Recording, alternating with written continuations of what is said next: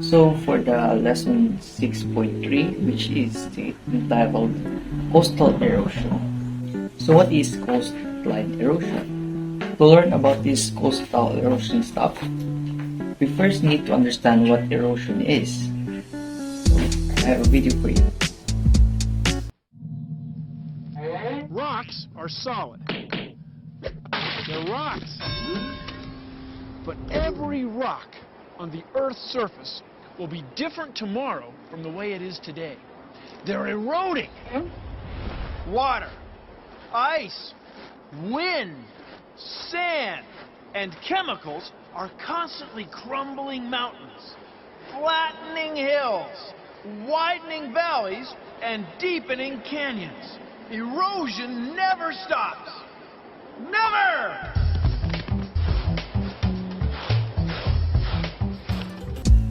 So we can say that erosion is when certain processes like water or wind still remove soil, rock, or dissolved material from one location to another. So what is coastal erosion? Have you ever gone to the beach to put on your cozies and notice something little odd with the sand, something like this?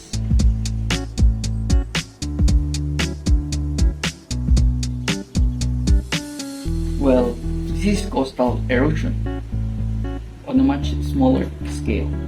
Let's look at this deeper. Coastal erosion is the wearing away of land or sediment, beaches, and dunes by the aggressive fist waver tidal currents and general patches and kicks from water.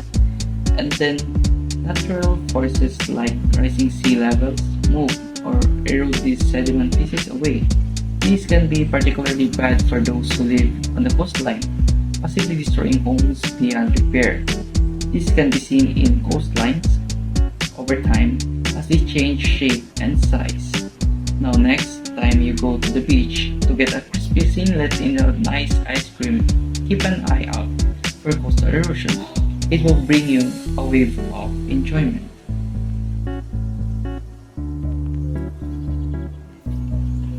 So here are the types of coastal erosion. So the first one is the mechanical erosion of waves. The mechanical action of waves is the main erosion factor in coastal environment.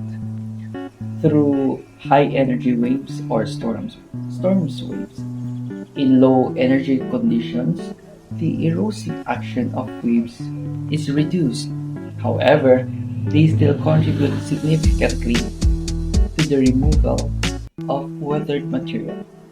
Apart from removing loose material through waves, two main results are the abrasion of rock surfaces and the pressure fluctuations induced on rocks by the waves.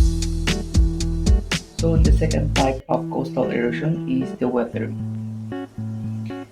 Coastal cliffs and intertidal coastal platforms are exposed to alternating wetting and drying of salt spray. Waves wash, tides, and rain. Subsequently, they constitute suitable environment for many physical and chemical processes of weathering. So the third type of coastal erosion is the bioerosion. Bioerosion is the removal of rocks and minerals through the actions of organisms. The rocks and sediments in tropical regions are more susceptible to coastal erosion. Due to the large biodiversity in its marine ecosystems, marine organisms use rocks for shelter and even as a source of their own materials. For instance, limestone substrates are involved in the biochemical and biophysical processes in corals and shelled animals.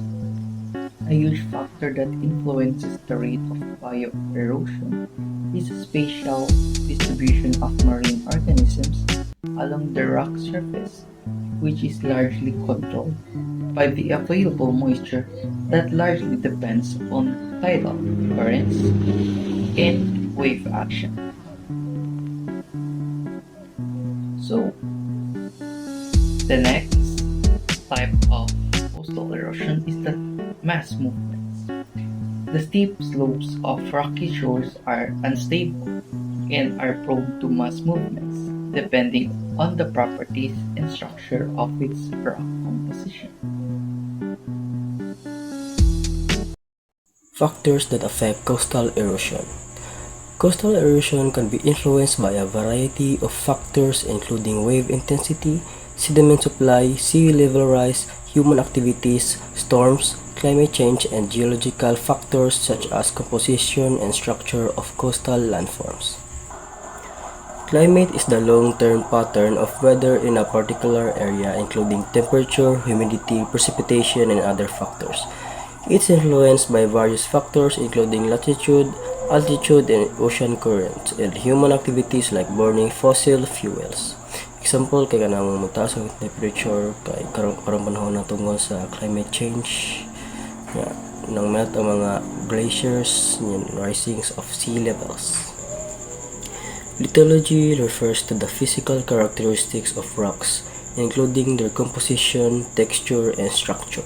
For example, sedimentary rocks, like sandstones, are composed of grains of sand that have been compacted and cemented together over time, while igneous rock, like granite, from the cooling and solidification of molten magma.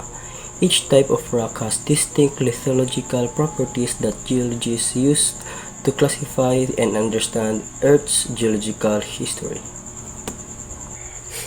Global sea level rise refers to the increase in the average level of world's oceans. It's primarily caused by two factors: the thermal expansion of seawater due to the global warming and the melting of glaciers and ice sheets. Usa po ni siya example of sa climate. An example of infrastructure development in the Philippines to address sea level rise is the construction of coastal defense systems such as seawalls and breakwaters. Second one is sand extraction. Sand extraction refers to the removal of sand from beaches, rivers, oceans, and other natural environments. It's commonly done for construction purposes, but it can have significant environmental impacts such as erosion, habitat destruction, and disruption of ecosystems. Remember, coastal erosion can be natural or anthropogenic, temporary or long-term, and human intervention and development along the shores increase the occurrence of coastal erosion. That's all. Thank you.